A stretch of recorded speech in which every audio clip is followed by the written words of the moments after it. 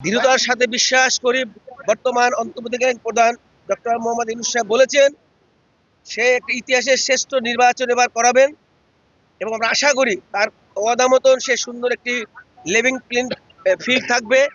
মানুষ যেন সুন্দরভাবে যার যার ভোট তাকে দিতে পারে, যার ইচ্ছা দিতে পারে, অন্যায় যেন না হয়, কারো প্রতি যেন প্রশাসন পার্সিয়ালিটি না করে। আমি আশা করি সকলেই সুন্দরভাবে এর দৃষ্টি রাখবেন, কারো প্রতি অন্যায় না হয়।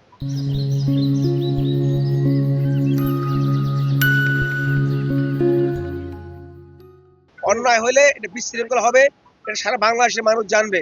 আমি আশা করি শিবচরের প্রশাসন এটা সুন্দরভাবে খেয়াল রাখবেন, কোনো রকম যেন অন্যায় কাজ তাদের দ্বারা না হয়। আমি দলের বিরুদ্ধে এখনো যাইনি, কোনোদিনই যাব না। আমি দল সারা জীবন দল করেছি, রাস্তায় আন্দোলন সংগ্রাম করেছি।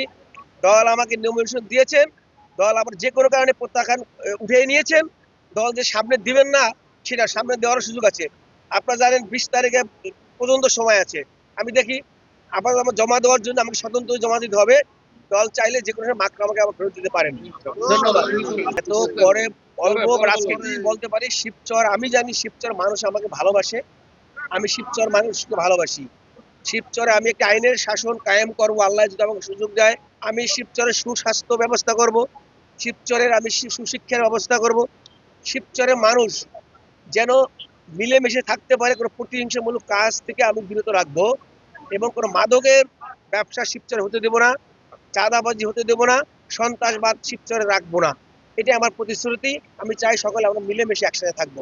18টি বছর রাজপথ আন্দোলন সংগ্রাম করেছি শিবচরের বিএনপি পরিবার সকলকে সাথে নিয়ে। তারা সকলে এত কষ্ট করেছে, এত আন্দোলন সংগ্রাম, সকলে আমার সাথে আছে। তারা দেখেছে আন্দোলন কাকে বলে, কষ্ট কাকে বলে, জেল কাকে বলে, মামলা খেয়েছি কতবার, তারা সব জানে।